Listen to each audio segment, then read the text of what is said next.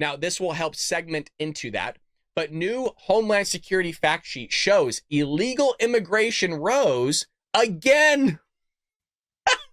You can't make it up. Oh. Ah. In August, the number under the Biden-Harris administration now totals more than 10.3 million illegal immigrants.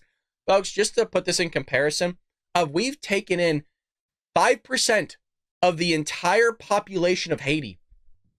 I'm going to say that again. We've taken in, as a country, 5% of another country's population that we know about. Folks, you could have easily 15 million people here in the last 3.5 years under one administration. You have more people that have come into this country illegally and are here presently than half the population of our states. And yes, that does play into their master plan, and we will break it down for you. The new fact sheet by Republicans on the House Homeland Security Committee has been released, showing nationwide encounters totaled about 160,000 in August, including more than 107,000 at the southwest border, an increase of 3% from July's southwest border numbers. Lovely. Oh, this is good. Oh, nope, everything's fine, folks. The rise under the Biden-Harris administration is staggering compared to the Trump administration. All the while, you have her coming out going, "We're gonna fix the border." It's laughable.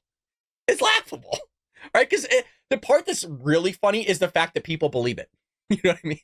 Oh, she's going to do it all of a sudden after she sat there for like a decade calling all of us racists and bigots, right? She was out there parading in the streets. There's videos of it. You know what I mean? Well, the number under the Biden-Harris administration now totals more than 10.3 million compared to the 3.1 from fiscal years 2017 to 2020. Oh, fuck.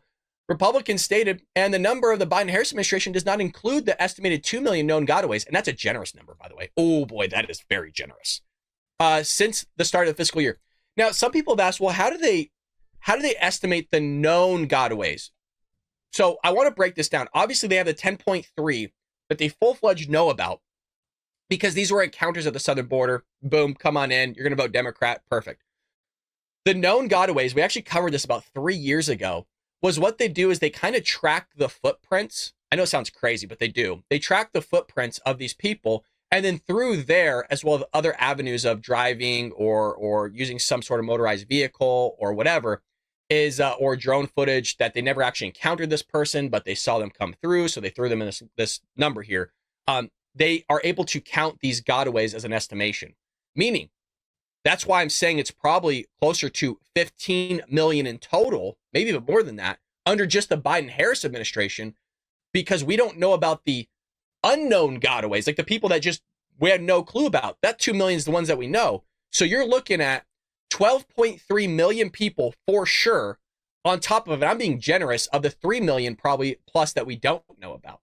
Now, how does this all play into what the hell I'm talking about? Like, Brad, how does this play into the upcoming election? Oh, well, buckle up, double buckle up.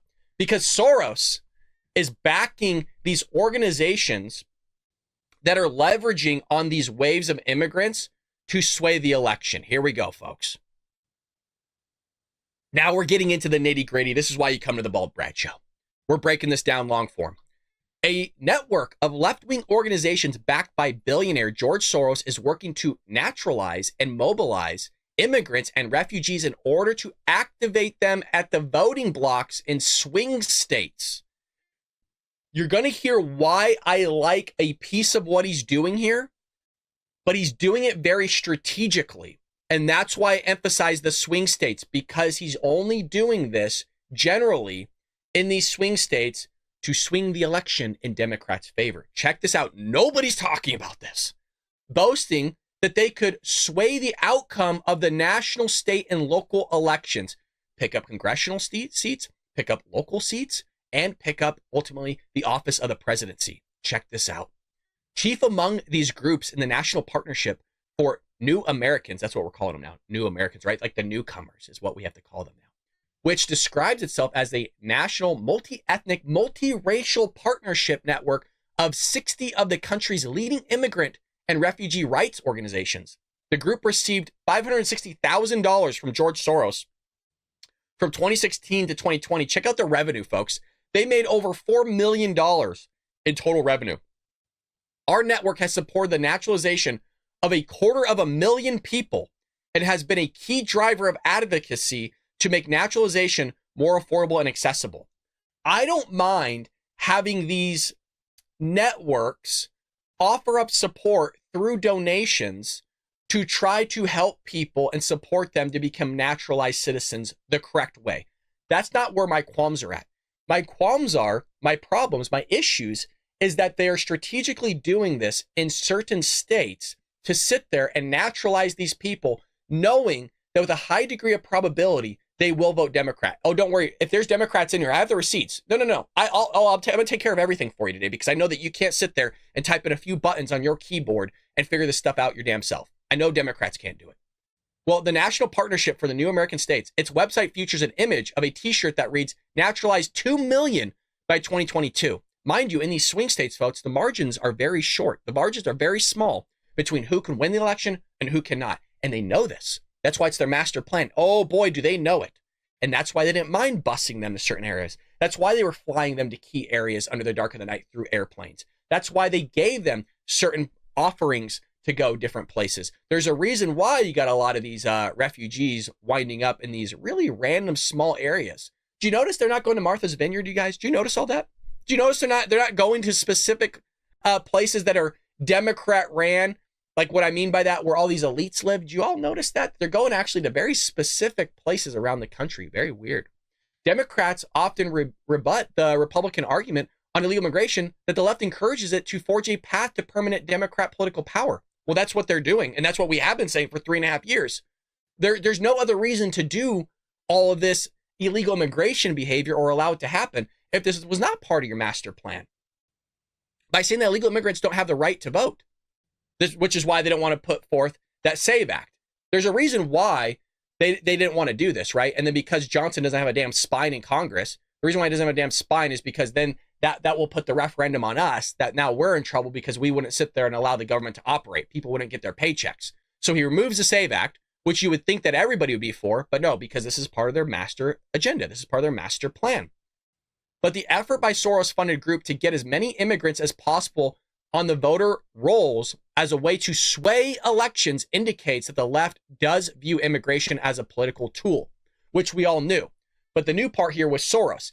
It would be different if they were coming out and saying, hey, you know what? We're just really for making sure people are able to raise the possible funds to become a natural citizen. They want to buy into the American dream. They want to assimilate with our creeds and our values and assimilate into our culture. That's not what's going on here. They're being open about it. That's the remarkable thing. We live in such a wacky ass time where Democrats actually feel comfortable with just saying stuff out loud now. Like, I want to confiscate your guns. Yeah, I want to sit there and chisel away your First Amendment right and censor free speech. Remember, the DHS Secretary, Alejandro Mayorkas, was going to head the Ministry of Truth. Does that not sound something like freaking out of George Orwell's 1984 book? Check this one out. This is where I bring the receipts for these Democrats because they can't punch in the keyboard. One analysis found that congressional districts with a higher than average foreign-born population, oh, that's weird, voted for Democrats in the 90% of cases during the 2018 midterm election. Remember, I believe it was the 2018 midterm election that was either going to be a red wave or not, and I think it wasn't. I believe it was a blue wave. The foreign-born population residing in the United States surged to 51.6 million, the highest level ever under the Biden-Harris administration. Why? Because they know that that will translate into what? Correct. To votes, folks. To votes. So here's what that looks like. Naturalized 2 million by 2022. And Democrats are like, well, what's the problem with that? You know, people just want to be a part of the American dream. Then why are you not opening up to a lot more people? Why are you specifically going towards the swing states? Why are you hyper-focusing on that? And by the way, why are they just being open about it? Like, this is not my opinion, right? Now, the master plan is my opinion, but I'm just reading what the news is telling us. Joe Biden beat former President Trump by only 11,000 votes in Arizona in 2020, a fact that underscores the impact mass immigration could have on American elections. Small margins. But remember, you have to show the receipts for everything because that ain't working. Now, you also have Georgia, right, by just 12,000. Now, how does that play in? Well, if y'all recall, in 2020, let's break down what they did. Mass mail-in voting expansion. Democrats push for widespread mail-in voting, which critics say it increased the risk of fraud, which it did. We saw the studies. We saw the voter registration rules. People were able to go to properties that didn't exist. We talk about this all the time. They're going to do it again. Well, where's your receipts? We just talked about the other day. Pennsylvania, a swing state, sat there and mailed out thousands of ballots that should have never been mailed out in the first place. It's already started. Everything I'm covering has already begun, just to let you know. Relaxed voting laws, changes to election laws, such as extending deadlines for receiving ballots, were implemented in several battleground states, sometimes bypassing state legislatures. They're going to do it again. They're going to do it again. They're not even willing to clean up their voter registration rules. So the relaxed voting laws, well, they'll change it if they need to, folks. Just wait for that one. I hope I'm wrong. By the way, I hope I'm wrong on a lot of this. Irregularities in counting. Claims of counting irregularities in key states like Pennsylvania, Georgia, Michigan. God, that sounds a lot like the ones that Biden-Harris won. With accusations of poll watchers being obstructed. That's already happening, and we have covered it already. You have thousands of Republicans that are ready to go, that have the correct and necessary criteria to be watchers, and there are hiring Democrats at levels that we've never seen before compared to Republicans to watch this stuff. The foozery is going to take place. The question is, will we have enough votes to beat out even the foozery? Dominion voting machines. Allegations that voting machines, particularly those by Dominion, were manipulated to switch votes from Trump to Biden, though no evidence has been substantiated, is actually bullshit. There is evidence. The evidence that they're speaking of is the evidence about the idea, was it enough to swing the election? That we don't know because they weren't willing to do a forensic audit. If you recall, Ted Cruz wanted to head an actual investigation on what took place in the 2020 election to kind of look under the hood. He was sitting there on the Senate floor with Senate people behind him. What I mean by that is he actually had the necessary votes to push this forward. And guess what took place while he was standing on the Senate floor with the votes? January 6th. Now, if you're a conspiracy theorist, that might sound a little odd to you because maybe with all those agents that we know about that was egging on the crowd to go inside the Capitol, you know, those FBI agents that we know for sure there was at least 200 of them on boots on the ground just from one 3-letter agency. Can you imagine the other ones that we don't know about? Yeah, they were egging them to go into the Capitol. Well, really odd that just the timing of it, you know what I mean? Just really odd the timing. Yeah, when the guy that wanted to look under the hood, Ted Cruz, and had the votes, all of a sudden that takes place, huh? Just the exact moment. Weird. I'll throw another one at you. Just weird how there was 2 pipe bombs at the RNC and DNC on January 6th. The moment that Ted Cruz was on the floor, they start going into the Capitol, just around 15 minutes, well, less than 15 minutes, within minutes, they found the pipe bombs, and the pipe bombs were found within 15 minutes of each other that were in totally separate locations of DC. Really weird. And really weird how nobody really gave a shit, and meaning the Capitol Police as well as Secret Service, about the pipe bomb that was within mere feet of Kamala Harris at a location that she was never supposed to be at in the first place. Why was she not at the Capitol? Weird. Anyways, let's move on. I am just making people think a little bit here. That's all I'm doing. I'm not saying I believe in all of it. I'm just saying it's really weird how all this stuff works out, right? That we never actually got answers. Ballot harvesting is already taking place. We've seen video of that. I mean, I've covered that before. Claims of illegal ballot harvesting where third parties collected and submitted absentee ballots, particularly in swing states. It's weird how you're noticing the master plan, right? You're noticing that I keep bringing up swing states. Everything's pretty locked in, folks. It's the swing states that they're hyper-focusing on. It's the swing states that they're trying to get people to become registered voters, but not just registered voters. They're trying to get them to actually naturalize citizens and then they're registered to vote. The other game plan that's taking place is what they're doing is they're allowing these illegal immigrants to get voter IDs. And with those voter IDs, they're going to be able to register to vote, which they're already doing in the states of California, Arizona, Texas, as well as the swing states.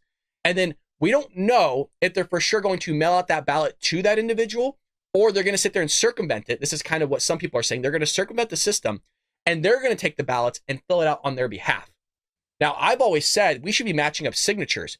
And that goes for me. If I didn't sign my ballot or my signature correctly that matches up to what I registered with, then that's shit on my ass. That's my fault. But they don't want to do that because they know.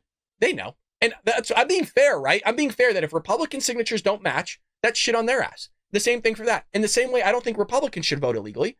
In the same way, I don't think Democrats should vote illegally. I'm being fair. I'm being linear. I'm being logical that I don't want any of this to take place. They're already doing this. There's actually video of people with bags that are saying, hey, you know what? Just throw your ballot in here and we'll turn it in for you. Don't ever do that. You need to go in yourself and make sure you fill out that bad boy yourself. Do not give anybody your ballot. I'm as serious as a heart attack, you guys. Do not give anybody your ballot. Dead and ineligible voters, that's happening again. So accusation that ballots were cast in the names of deceased individuals or those who were otherwise ineligible to vote. That's going to be a big one. They have not changed this, and that's why I threw it in there. They still are neglecting to clean up their voter registration rolls from 2020 and before. There's even lawsuits by the GOP and the RNC against some of these swing states because they're not willing to do it. So what I'm bringing this up is, if they weren't willing to do it when they're being sued a couple months ago, the courts aren't making them do this. The same DOJ, the same courts that want to sit there and go after Donald Trump, and people are like, well, Brad, it's a different state. It's not the same exact courts. You know what I mean? By these Democrat shills, okay? These Democrat judges that are going after Republicans and not willing to do certain things because they don't want Donald Trump in office because they don't like the guy. The dude doesn't pay a parking ticket on time in New York City, and he has a grand jury. Come on. Media and big tech bias, this is still going on. Allegations that the mainstream media and big tech suppress negative news about Joe Biden, such as Hunter Biden's laptop story, while amplifying criticism of Trump. How is this playing in now in 2024, just as it did in 2020? Well, it's playing in now because if you noticed, they're not talking anymore about Joe Biden's cognitive decline and how Kamala Harris sat there and covered that up in the same way they covered up the Hunter Biden laptop story. Why are they not sitting there talking about Kamala Harris's brother-in-law for allegedly embezzling all this taxpayer money in the same way they covered up the allegations that were made against Joe Biden and James Biden and his son Hunter Biden for allegedly taking money from China, Romania, and Ukraine? Why is that not being brought up? It's a little weird, right? How all of a sudden big tech media does not want to cover it. Really weird. Really weird how big tech suppresses even small channels like myself, where we have 65,000 subscribers and we get more views on Rumble with 1.4 thousand subscribers than we do on YouTube. There's videos on Rumble where we have 250,000 views. How is that, big tech? How is that fucking possible? Explain that one to me. Mind you, I teach statistics and I'm very well aware of how things work.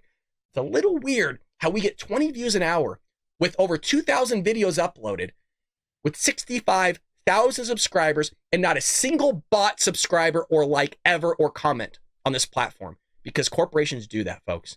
Some of these people do buy views, subscribers, and comments and likes. I don't do that shit. I sit there and pay for ads to sit there and hopefully capture somebody and that hopefully they become a subscriber. They're doing it again, folks. They're suppressing things.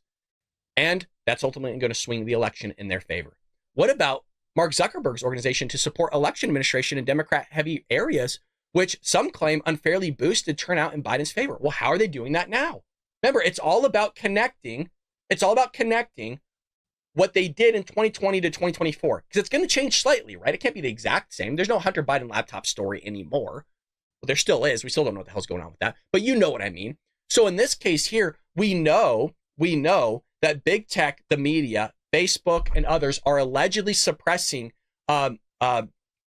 advertisers to work with platforms, specifically conservative Republican outlets, that will stop them from getting their content pushed out there to meet the viewers in some sort of destination. What I mean by that is they're suppressing the videos going out once again, and they're pretending like they're not, but they are.